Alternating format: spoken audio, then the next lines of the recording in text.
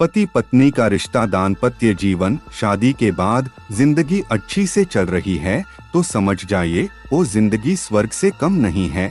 स्वर्ग अगर कहीं है तो इस दुनिया में है। जीवन में खिंचाव है, प्यार नहीं है, दुख है तो समझ जाइए भाई साहब जिंदगी नरक से कम नहीं है। उत्तर प्रदेश के कानपुर शहर के चकेरी थाने के अंतर्गत आता है दहेली सुजानपुर गांव। 2 दशक पहले दहेली सुजानपुर गांव में खेती होती थी, लेकिन जैसे जैसे शहर का विकास हुआ यह गांव शहर की परिधि में आ गया। कानपुर विकास प्राधिकरण ने किसानों की जमीन अधिग्रहण कर कॉलोनियां बनाई और लोगों को बसाया। सालों पहले जो जमीन हजारों के दाम बिकती थी वही जमीन अब लाखों करोड़ों की हो गई है। इसी दहेली सुजानपुर में राजाराम गौतम रहते थे। उनके 3 बेटे ब्रह्मादीन, राजेश व महेश थे। राजाराम के पास 20 एकड़ जमीन थी। उन्होंने अपने जीते जी मकान व जमीन का बंटवारा तीनों बेटों में कर दिया था। हर बेटे के हिस्से में करोड़ों की जमीन आई थी। उनके 2 बेटे ब्रह्मदीन व महेश सनीगवा में मकान बनाकर परिवार सहित रहने लगे थे। बड़ा बेटा ब्रह्मदीन MIS चकेरी में नौकरी करता था। ब्रह्मादीन के बेटे कुलदीप का इंडियन नेवी में चयन हो गया था। राजेश गौतम 3 भाइयों में मंझला था। वह अन्य भाइयों से ज्यादा तेज तर्रार था। वह दहेली सुजानपुर में ही रहता था। उसके परिवार में पत्नी उर्मिला के अलावा 2 बेटे थे। वह सरसौल ब्लॉक के सुभौली गांव स्थित प्राथमिक पाठशाला में अध्यापक था। वर्ष 2012 में राजेश का विवाह खूबसूरत उर्मिला के साथ बड़े ही नाटकीय ढंग से हुआ था। दरअसल राजेश अपने दोस्त विमल के लिए उर्मिला को देखने उसके साथ बनारस गया था। विमल ने तो उर्मिला को देखते ही पसंद कर लिया था, लेकिन उर्मिला ने विमल को यह कहकर नकार दिया था कि विमल गंजा है। वहीं उसने राजेश को पसंद कर लिया था। बनारस से लौटने के बाद उर्मिला और राजेश के बीच मोबाइल फोन पर प्यार भरी बातें होने लगीं।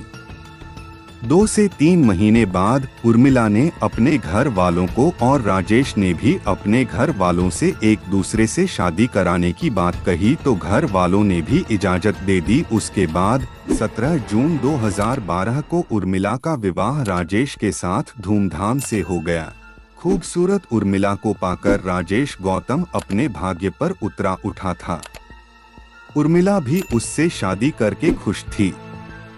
उर्मिला ने आते ही घर संभाल लिया था और पति को अपनी अंगुलियों पर नचाने लगी थी। शादी के 1 साल बाद उर्मिला ने एक बेटे को जन्म दिया। बेटे के जन्म से घर में खुशियां दोगुनी हो गईं। इसके 2 साल बाद उर्मिला ने एक और बेटे को जन्म दिया। 2 बच्चों के जन्म के बाद राजेश ने पत्नी की इच्छाओं पर गौर करना कम कर दिया, क्योंकि उसने नौकरी के साथ साथ प्रॉपर्टी डीलिंग का काम भी शुरू कर दिया था। पति की बेरुखी पर उर्मिला रात भर बेचैन रहती।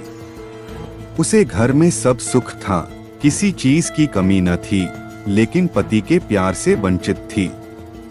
उसने दोनों का एडमिशन कोयला नगर स्थित मदर टेरेसा स्कूल में करा दिया। राजेश गौतम ने प्रॉपर्टी डीलिंग में करोड़ों रुपए कमाए। साथ ही कोयला नगर क्षेत्र में ही उसने 5 से 6 प्लॉट भी खरीद लिए, जिनकी कीमत करोड़ों रुपए थी। राजेश कमाई में इतना व्यस्त हो गया कि पत्नी की ऊपर ध्यान देना भूल गया। राजेश रोज सुबह उठ के पहले टहलने जाता, फिर तैयार होकर स्कूल चला जाता। दोपहर बाद स्कूल से आता, फिर प्रॉपर्टी के काम में व्यस्त हो जाता। यही उसका रूटीन था। राजेश गौतम की तमन्ना थी कि वह कोयला नगर में एक ऐसा आलीशान मकान बनाए जिसकी चर्चा क्षेत्र में हो। अपनी तमन्ना पूरी करने के लिए उसने 300 वर्ग गज वाले अपने प्लॉट पर मकान बनाने का फैसला किया। इसके लिए उसने 6 करोड़ रुपए का इंतजाम भी कर लिया। राजेश ने मकान का ठेका अपने दोस्त हेमंत सोनकर के रिश्तेदार इंजीनियर शैलेंद्र सोनकर को दे दिया। ठेका मिलने के बाद शैलेंद्र ने राजेश के घर आना जाना शुरू कर दिया। इसी आने जाने में शैलेंद्र सोनकर की नजर राजेश की खूबसूरत पत्नी उर्मिला पर पड़ी। पहली ही नजर में उर्मिला उसके दिलो दिमाग में रच बस गई। उर्मिला भी जवान और हैंडसम शैलेंद्र को देखकर प्रभावित हुई। उर्मिला देह सुख से वंचित थी, इसलिए उसका मन बहकने लगा। इसके बाद उर्मिला की आंखों के सामने शैलेंद्र की तस्वीर घूमने लगी। उर्मिला ने महसूस किया था कि वह जब भी घर आता है उसकी नजरें हमेशा ही उससे कुछ मांगती सी नजरें आती थी। दोनों के बीच प्यार के बीज अंकुरित हो गए। फिर जल्द ही उनके बीच शारीरिक संबंध भी कायम हो गए। कुछ समय बाद उर्मिला शैलेंद्र की इस कदर दीवानी हो गई कि वह अपने निर्माणाधीन मकान पर भी जाने लगी। मौका निकालकर वह वहां भी शैलेंद्र के साथ मौज मस्ती कर लेती थी।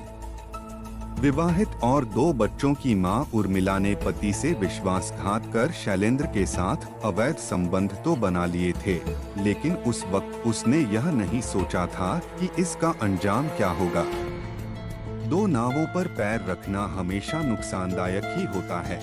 मार्च 2023 की एक दोपहर राजेश अचानक स्कूल से घर वापस आ गया और उसने उर्मिला व शैलेंद्र को आपत्तिजनक अवस्था में देख लिया। फिर तो राजेश का खून खौल उठा। शैलेंद्र फुर्ती से भाग गया। तब उसने उर्मिला की जमकर पिटाई की। बाद में उसने शैलेंद्र को खूब फटकार लगाई। उर्मिला की अनैतिकता को लेकर कभी कभी घर में झगड़ा लड़ाई होते रहता था।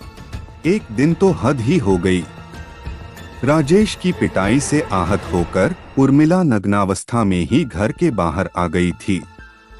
पड़ोस तथा परिवार के लोग उर्मिला की अनैतिकता से वाकिफ थे, इसलिए किसी ने भी उसका पक्ष नहीं लिया। पति की पिटाई से उर्मिला राजेश से नफरत करने लगी थी। इसी नफरत के चलते उसने एक रोज राजेश को खाने में जहर दे दिया। उसकी तबीयत बिगड़ी तो घर वालों ने उसे प्राइवेट अस्पताल में भर्ती कराया, जहां उसका 2 सप्ताह इलाज चला। तब जाकर वह ठीक हुआ। उर्मिला अपने आशिक शैलेंद्र को भी पति के खिलाफ उकसाती थी। वह वीडियो कॉल कर उसे अपने शरीर के जख्म दिखाते हुए ताने देती थी कि यह जख्म तुम्हारे प्यार की निशानी के तौर पर दिए गए हैं। उर्मिला के शरीर पर जख्म देखकर शैलेंद्र का गुस्सा फट पड़ता था। एक दिन उर्मिला ने शैलेंद्र से कहा, मैं अब अपने पति से छुटकारा चाहती हूँ। वह हम दोनों के मिलन में बाधा बना है, प्रताड़ित भी करता है। तुम इस कांटे को हमेशा के लिए दूर कर दो। राजेश के पास 3 करोड़ का जीवन बीमा और 20 करोड़ की अचल संपत्ति तथा यह 6 करोड़ का आलीशान मकान है। उसके मरने के बाद यह सब हमारा होगा। मैं तुमसे ब्याह कर लूंगी, फिर हम दोनों आराम से रहेंगे। उसकी सरकारी नौकरी भी मुझे मिल जाएगी। शैलेंद्र यह सब सुनकर ममेरा भाई विकास शास्त्री नगर में रहता था। वह ड्राइवर था। उसने अपनी मंशा उसे बताई तो विकास ने शैलेंद्र को अपने साथी ड्राइवर सुमित कठेरिया से मिलवाया, जो कल्याणपुर में रहता था। सुमित ने शैलेंद्र को एक ट्रक ड्राइवर से मिलवाया। ट्रक ड्राइवर ने राजेश को ट्रक से कुचलकर मारने का वादा किया और 2 लाख में हत्या की सुपारी ली। इसके बाद उर्मिला ने रुपयों का इंतजाम किया और 1.5 लाख रुपए ड्राइवर को दे दिए, लेकिन उस ट्रक ड्राइवर ने काम तमाम नहीं किया और 1.5 लाख रुपया लेकर फरार हो गया। उसके बाद सुमित कठेरिया ने विकास के साथ मिलकर राजेश की हत्या की सुपारी 4 लाख में ली। उर्मिला और शैलेंद्र हर हाल में राजेश को मौत के घाट उतारना चाहते थे। उन्होंने रकम मंजूर कर ली। इसके बाद उर्मिला, शैलेंद्र, सुमित व विकास ने राजेश को कुचलकर मारने की पूरी योजना बनाई। 4 नवंबर 2023 की सुबह 6 बजे राजेश गौतम मॉर्निंग वॉक पर निकला।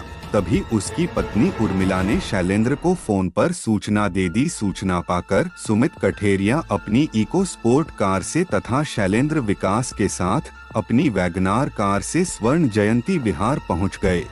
उन लोगों पहले से रास्ता में रुकी हुई थी। फिर राजेश की पहचान कर सुमित कठेरिया ने अपनी कार से राजेश को जोरदार टक्कर मारी। राजेश टकराकर करीब 20 मीटर दूर जा गिरा और तड़पने लगा। टक्कर मारने के बाद भागते समय सुमित की कार बिजली के खंभे से टकरा गई और उसका टायर फट गया।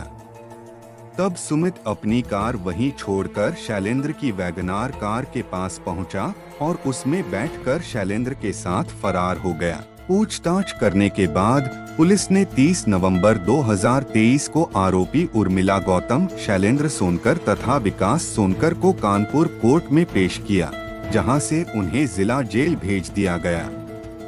आरोपी सुमित कठेरिया ने भी बाद में अदालत में आत्मसमर्पण कर दिया था। राजेश के दोनों बेटे अपने ताऊ ब्रह्मदीन के पास रह रहे थे।